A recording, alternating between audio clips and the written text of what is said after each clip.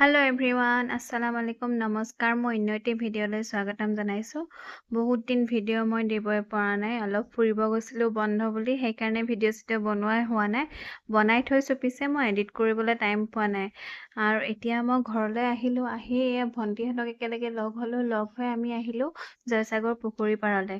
আৰু ইয়াত আহি বিৰাটেই ভাল লাগে যিসকল আমাৰ শিৱসাগৰবাসী হয় তেওঁলোকেতো গম পায় ইয়াত আহি কিমান ভাল লাগে আৰু বেলেগ শান্তি পৰিৱেশ মানে ইয়াত আপুনি কিবা টেনচনত থাকক বা কিবা প্ৰব্লেম হওক যেনেকুৱা ধৰণে হওক ইয়াত আহি মনটো মানে ভাল লাগি যায় আৰু আমি ভন্টিহঁত আজি বহুত দিনৰ মূৰতহে লগ হৈছো কাৰণ যিহেতু গোটেইখিনি আমি ওচৰতে থাকো কিন্তু লগ হোৱা নহয় কাৰণ চবে নিজৰ নিজৰ কামত ব্যস্ত আৰু মোৰো স্কুল থাকে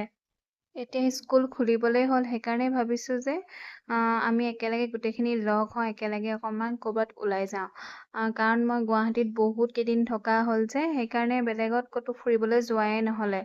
আৰু এইখন হৈছে হেৰিটেজ যিসকলে আহে তেওঁলোকেতো চিনি পাইছে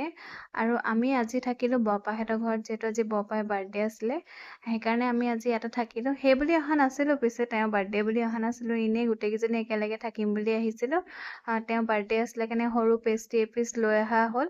আৰু তেওঁ তাতো খংহে কৰিছে দেখি মেলি কেলে আনিব লাগে বুলি আৰু তেওঁ এনেই কেকটো কটাহে হৈছে খোৱা বস্তুটো আমাৰে হ'ব